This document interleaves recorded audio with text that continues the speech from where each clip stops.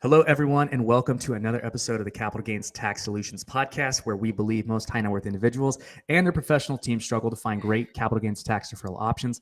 Not having a clear plan is the enemy. Using a proven tax deferral strategy, such as the Deferred Sales Trust, is the best way to exit highly appreciated assets tax deferred so you create, preserve, and grow more wealth. I'm your co host, Pearson York, filling in for Brett Swarts. In each episode, I'm joined by some of the best wealth business, real estate, and leadership individuals in the world to share ideas, deal stories, and inspirations. So together we can make complex tax deferral strategies simple and passive income plans achievable. As always, we're streaming on Expert CRE Secrets, the Capital Gains Tax Solutions YouTube channel, Kingdom Luxury Realty Facebook channel. And so please rate, review, subscribe, like, comment, share, all that good stuff. And I'm super excited about our next guest. He is an econ legend, and I'm just super pumped to have him. He's been the CEO and founder of Econ Balance for a few years now and has sold companies. And he's going to share with us how to make a ton of money on the econ world. And so, if you guys please welcome Nathan Hirsch. Nathan, how you doing, man? Doing great, man. Thanks so much for having me. Pumped to be here. Yeah, absolutely. So, how'd you get started in econ? Yeah, so I started off as a 20-year-old broke college kid looking for extra side money, and I started buying and selling people's textbooks, my fellow students, and from there I had this pretty good textbook business going. I made a little extra beer money on the side, and before I knew it, I was taking a lot of money away from the school bookstore, and I got a cease and desist letter from my college telling me to knock it off, or I was going to get kicked out of school. So that ended up being one of the best things that ever happened to me. My parents are both teachers, so getting kicked out of school would not have gone over too well. But it forced me to pivot, and I'd sold some of these books on Amazon. This was 2008, 2009, super early days. No one really knew what Amazon was, and I just started experimenting with different products, and I would just spend hours and hours in my dorm just trying different products, trying to contact different manufacturers, different people who could ship products for me since I didn't have a warehouse or lots of money to buy inventory. And I found the niche of baby products and toys. If you can imagine me as a 20-year-old college kid with more hair and just living the frat life, but selling baby products on Amazon, that was me. And I started selling hundreds of thousands, eventually millions of dollars of baby products out of my college dorm room. And I quickly ran into an issue of just hiring people. The people I was hiring were college kids. They weren't very reliable. They were much more focused on partying and everything else that goes on at school. And a buddy of mine turned me on to the virtual assistant space, hiring VAs from the Philippines. And I got really great at that. Ended up spinning off an e-commerce hiring marketplace called FreeUp, which we can talk about. And we scaled that for 4 years before being acquired. And from there, we built Outsource School, which is our course on how we hire and our hiring system. And we also launched a new bookkeeping service, Econ Balance, because the thing that kind of helped us grow and scale all our companies was making really good monthly decisions based on what the numbers were actually telling us. So that's kind of the long, short story. But I got into it just selling textbooks and went to baby products and then freelancers and VAs, and now Outsource School and Econ Balance.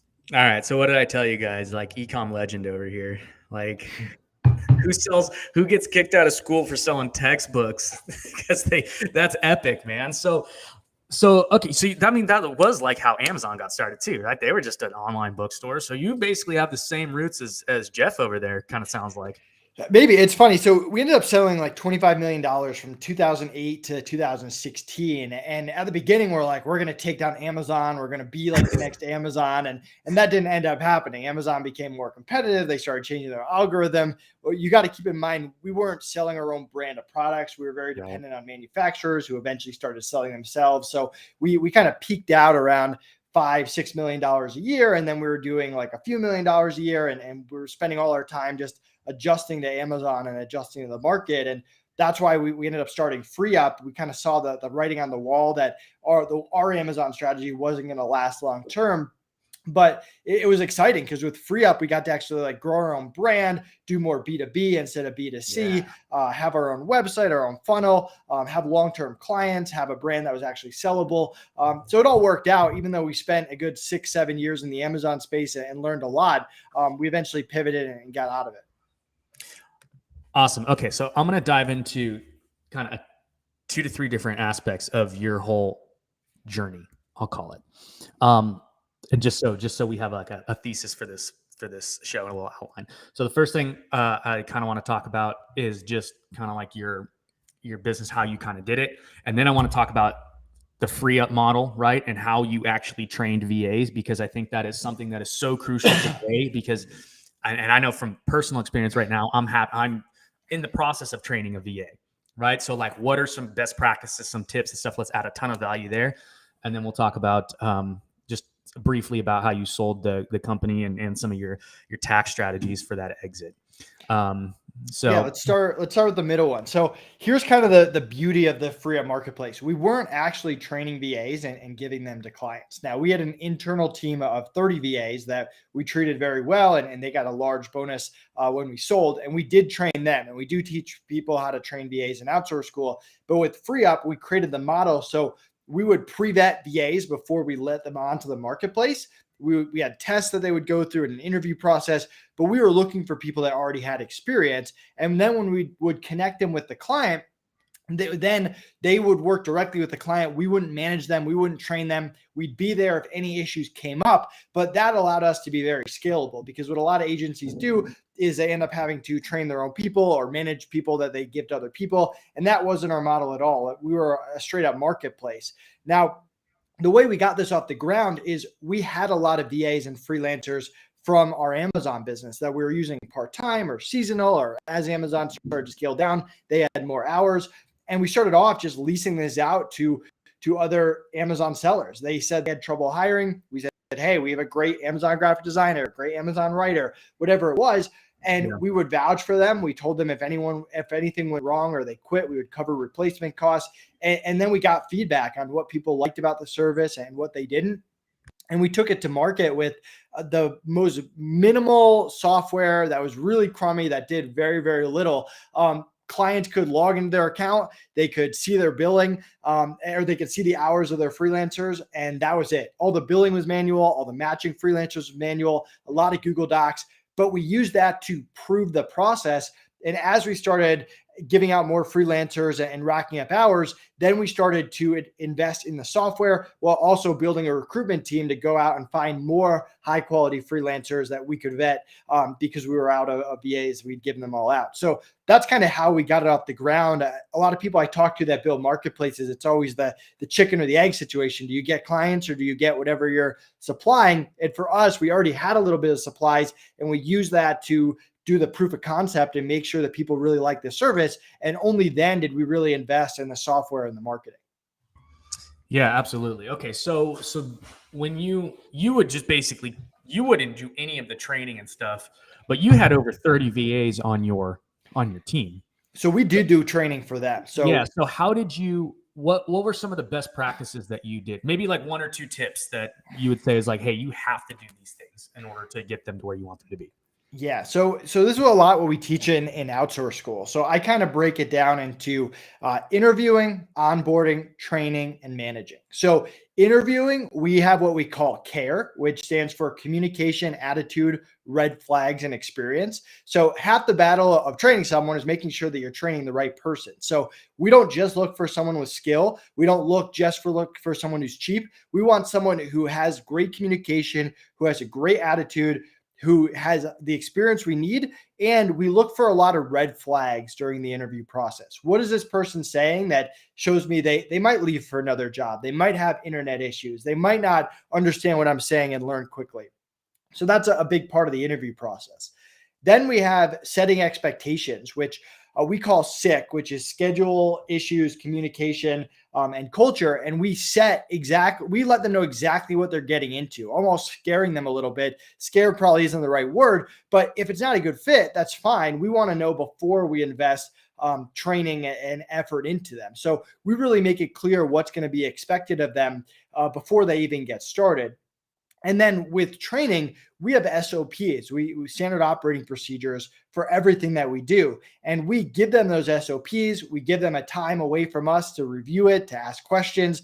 And then we have them watch us do it. And then we have them do it while we give them feedback. So we kind of have a step-by-step process as we build that out. And the key to all that is giving really good feedback and cutting bait early. If we're giving someone feedback and they're not listening to it, or I have to repeat myself over and over and over, that's usually a red flag that I'm wasting a lot of time and I need to find someone else. So a big part of our process is having good SOPs, giving them time to read it and ask questions, having them do it and giving feedback, and then deciding early on, you want to find out in that first week or two, not 3-4 months in, whether they're really an A player, because we only want to work with A players on our team.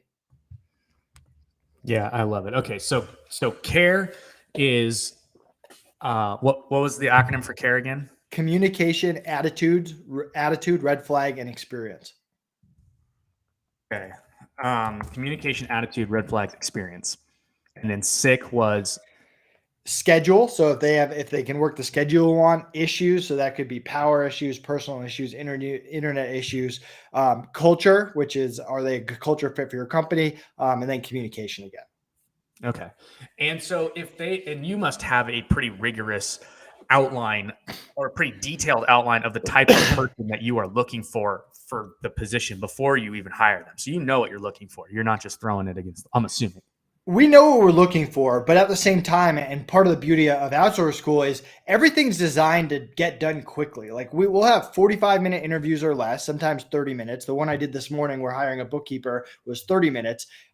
Setting expectations is another 30 to 45 minutes. And then training just depends on what the task is. But we're talking very little time to get through the process because we know what questions to ask. We know what we're looking for. We know what red flags to see. And that's what we want to teach people. Like, you don't need to interview someone for 4 hours to see if they're a good fit, but you do need to know what you're looking for and be able to predict things that could go wrong in the future to address them early on. Yeah, absolutely. Okay. So if someone's interested in outsource school, how can they get in touch with you for that? Yeah, just go to outsourceschool.com. We've got a bunch of free training there. You can set up a call with our team if you're interested, or just join. But you're going to get like our exact interview process, the exact questions we ask, the exact set expectations and onboarding process we put people through. You're going to get tools for creating SOPs. We actually give you all of our SOPs that you can use and plug into your business, and then how to manage them, how to run meetings, how to handle issues that come up, how to fire someone if that comes up, how to turn things around, all the things that kind of go into managing that pulled my hair out for years and years before I really figured out the right way. Okay, cool. So you basically have this pretty little package that you can deliver to somebody that is turnkey and ready to go. They can implement it right away and be way better. How long is the program? So the initial stuff takes you about 4 hours. That's just interviewing, onboarding, training, and managing. But we've got tons of extras for specific jobs. So for example, if you want to hire a video editor, a writer, or a VA for lead generation, we have specific SOPs for those roles. And each of those is an hour or two, but those are just kind of extras. The actual core hiring process is a few hours. Okay, outsource school. I'm going there after this because I need it. Awesome. So, all right. So then you scaled this business up and sold it. And so this is a tax show. So Free Up, not outsource school. We still own outsource school. Still own outsource school. You sold Free Up, which is yes. the marketplace that you guys created. Okay. So how did you guys deal with the tax implications of that? Yeah. So there's two strategies that I'm aware of. I'm sure my accountant did other stuff too, but I mean, we had retirement accounts, so we were able to put as much money as we possibly could into those retirement accounts at the sale. And then the actual sale was split into like money up front plus the earn out. So now we're years out from it. So we ended up getting every penny from it. And we did a really good job vetting our buyers, and they're great people, high value human beings who honored their word and paid us every cent. But the beauty of that is it ended up getting broken down over 3 or 4 years. So the first year we were in a pretty high tax bracket just because we sold it in November. So we had all the money that we made from a very profitable business through November plus a lump sum. And we were able to take that and divide it out over into 1 year and also the others. And then the earnout was also split out over the next few years as well. So I went from a pretty high tax bracket to a very low tax bracket. As we got Outsource School and now Econ Balance off the ground, we weren't making it as much as free up. So that was kind of how we did it. It was also taxed as capital gains, not ordinary income, because it's a sale of a company. But yeah, I mean, you're the tax specialist. Maybe I went wrong somewhere there. No, I don't think so. I think that you did a lot with what you had and what you know. But I will, I will say that there are some strategies out there that you can leverage for the future. If you plan on selling any of your other businesses, which never say never, because you've already sold one. So this might be some good value to you. But I think one of the biggest frustrations with a 1031 is that you can't do it with a business. Right. A lot of people will do a 1031 with commercial real estate or whatever, and there's its own pitfalls to it, right? You have time constraints and all that kind of stuff. But at the end of the day, right, you can't even do it with a business. And so you're limited, especially as a business owner. One of the things that, and because of that, and one of the strategies that we have is we use what's called a Deferred Sales Trust, which allows you to basically exit any highly appreciated asset. It can be a business, it can be stock, it could be real estate, it could be crypto, it could be a primary home, it could be art, it could be a domain that's highly appreciated, anything. It doesn't matter. And you can defer all the tax. And what's cool about it is there's no time constraints or there's no like-kind constraints. So like with commercial real estate, you have to 1031 into more commercial real estate. Well, a market that's appreciating, right? You're selling high, right? And then you're buying higher 180 days later. With a business, you can't even do a 1031. So what else do you do? Well, you can use a deferred sales trust, which allows you to take, basically get paid in full lump sum and then invest those assets into whatever you want. It could be real estate, it could be business, it could be stock, it could be crypto, it could be a combination thereof of all of them. Or, right, you could put it into conservative accounts and wait until deals hit you over the head and then use your trust to go about and reinvest the funds.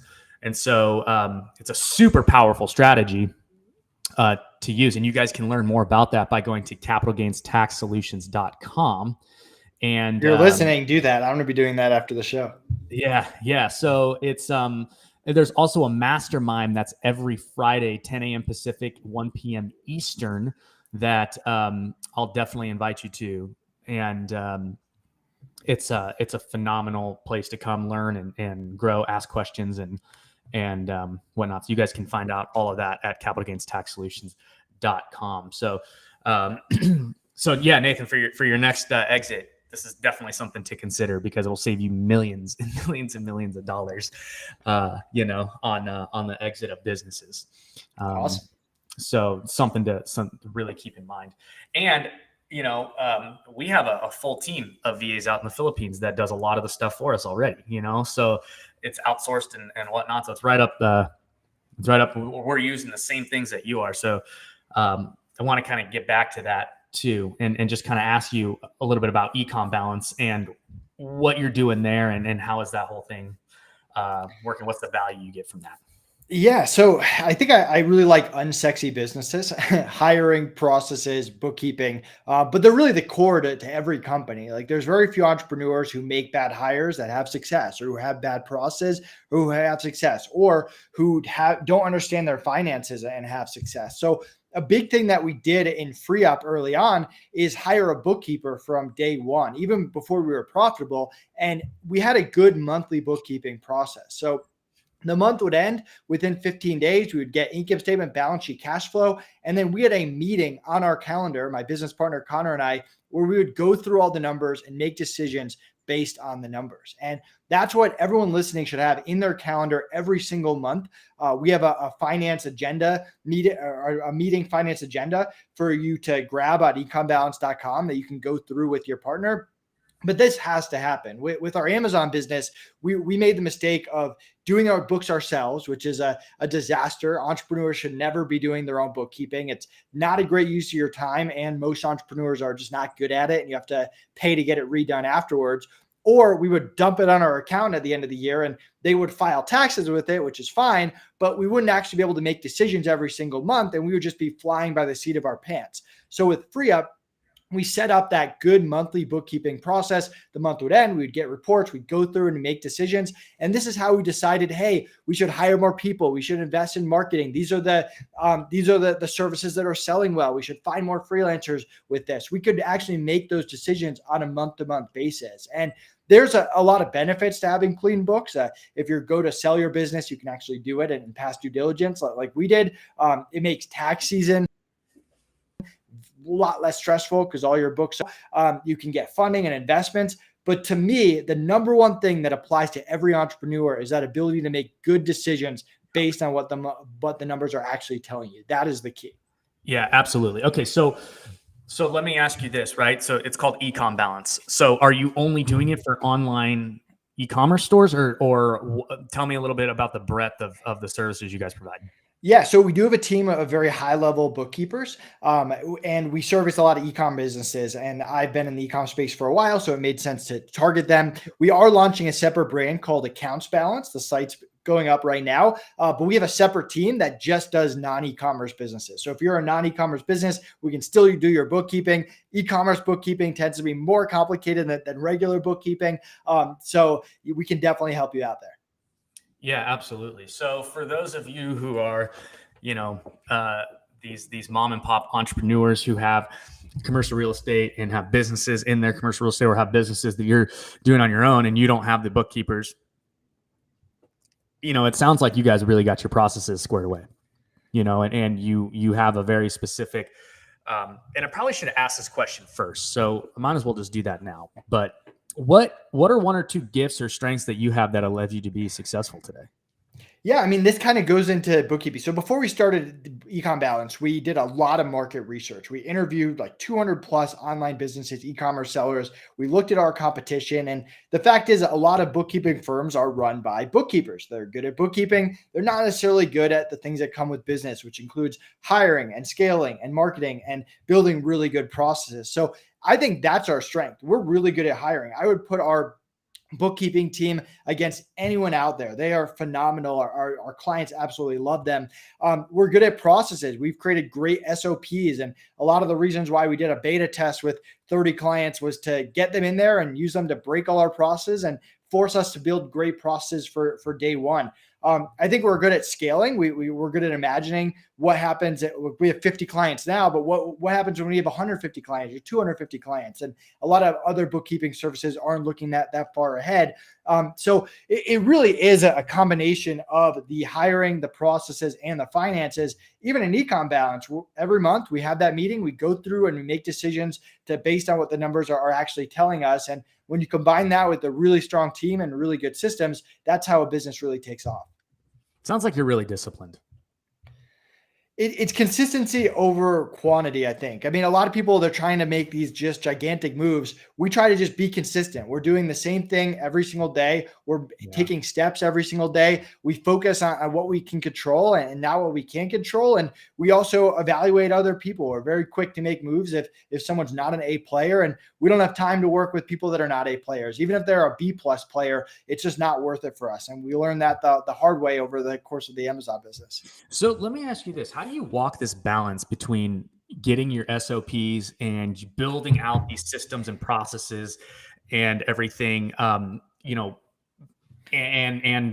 doing revenue generating activities that might not necessarily follow? How do you walk the balance of building the back end? Oh, I think I lost you.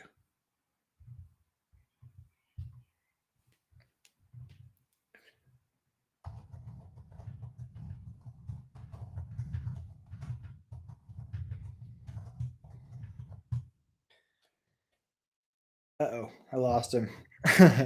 Sorry, guys. I'm sure he'll be back shortly. There he is. Back. Yes. Sorry about that. Not really sure what happened. Okay. So anyways, how do you... I got your question. How do you balance it?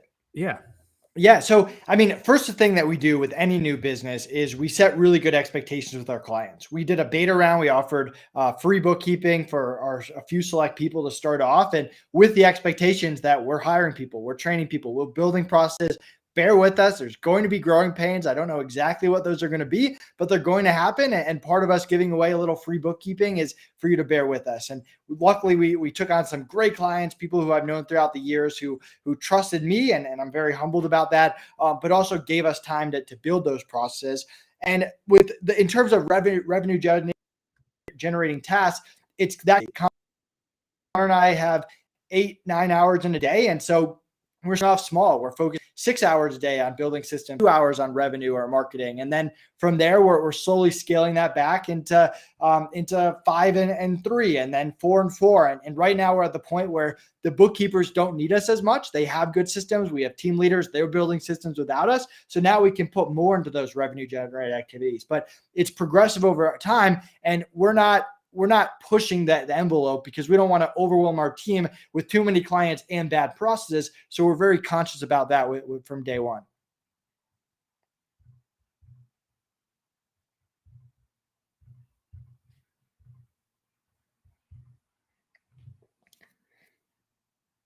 Pierce, you still there?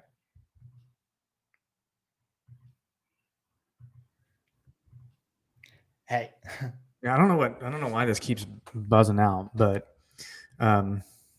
okay. So you're progressive over time, and you're making these decisions monthly, and using your numbers to make the decisions, and just growing it little by little.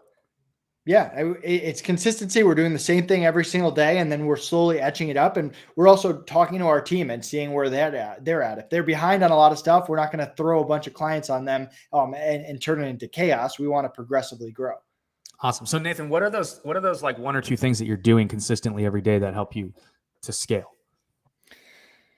Sure. So, I mean, the first thing we do is we have meetings where we talk to our team and we share with them what's going on. We keep them updated. We keep them focused on our culture and our goals. So that's a big piece of it. The second thing is we put out content pretty consistently. So my business partner is great at SEO. You can check out the Econ Balance blog. We're constantly putting out content and hopefully what we consider high value content that actually helps people. And the last thing is outbound. You can call it lead generation, you can call it just outbound, but and that's everything. So we're reaching out to blogs, we're reaching out to podcasts, we're reaching out to potential partners, we're reaching out to potential clients, we're reaching out to people for recruitment, to hire bookkeepers. And it's not like we're contacting 250 people a day, but it's 10 of every single category every single day, 5 days a week, 52 weeks a year. And because we're doing that consistency, even though we get rejected, even though people ignore us, you're still breaking through the cracks here and there and getting a lot of opportunities. Yeah, that's awesome. So it's consistency and your outbound marketing, and you're building the SOPs. You got great people in place. You got a great team. You got a great you got a great business model. It's unsexy, but it's a need that people have, and so you get out there and just build it and grow. Absolutely. Cool. All right. Well, we're kind of running up on our time here, so I wanted to get you into the lightning round really quick. So let's do it. Are you ready? I am ready. Awesome. Okay. So what is your favorite book? Tools of Titans. I think it's behind me in orange, like over there. Tim Ferriss is great. I listen to his podcast while I work out every day, and it's got like the top interviews from the top people in a bunch of different categories, from health to wealth to relationships. And I'll just open it up and read a chapter. It's a bunch of essentially short stories or short interviews. Definitely recommend people check it out. Awesome. What is your favorite leadership quote? Ooh, that's a good one. Favorite leadership quote. I don't know if this is a leadership quote, but my mom, since I was little, always just said, work hard, play hard. And that's kind of how I live my life, and how my business partner does, and what we tell our team. Like, we want it to be fun. We want to work hard and give it our all, but we're not here to ruin people's lives or make people stressed out or whatever it is. Like, it should be treated as fun. We want people to enjoy what we're doing because we enjoy what we're doing. Awesome. What are you most curious about right now? What am I most curious about right now? I'm a new foster parent with a new foster teenager. So Congratulations. learning how to be a better parent to a teen. I think that's my top priority right now, which I You know. get some SOPs for that, please. Right. Please start a business and send them my way. I'll pay you whatever you want. Awesome. Cool. All right. Nathan, any parting words? No, I mean, if anyone's interested, check out App Store School, check out Econ Balance. If you go to Econ Balance, mention this podcast, get 2 free months of bookkeeping. Cool. Remember, we work with e-com and non-e-commerce businesses, and feel free to connect with me on social media. I love just connecting with other entrepreneurs. Nathan Hirsch on any social media channel. Awesome. Yeah. And if you guys are interested in learning more about the Deferred Sales Trust, go to capitalgainstaxsolutions.com and you can learn all about that. You can set up a strategy call with us. If you have a live deal, come to our Mastermind every Friday, 10 a.m. Pacific, 1 p.m. Eastern.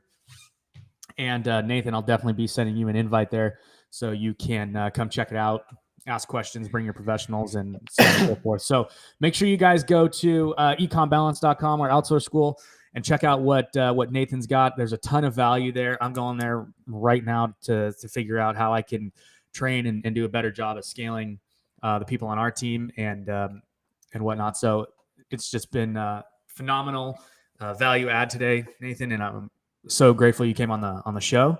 And guys, go check it out for sure. Awesome, man. Thanks for having me. Awesome. And thanks everybody for listening to another episode of the Capital Gains Tax Solutions podcast, where we believe most high net worth individuals and their professional teams struggle to find great capital gains tax deferral options. Using a deferred sales trust is a fantastic way to exit highly appreciated assets tax deferred so you create, preserve, and grow your wealth. Please rate, review, subscribe, comment, share. Did I miss anything? Post. You're good. I don't know. All that fun stuff, right? And we'll see you guys on the next one. Thanks again, Nathan. Talk to you soon. Thank you.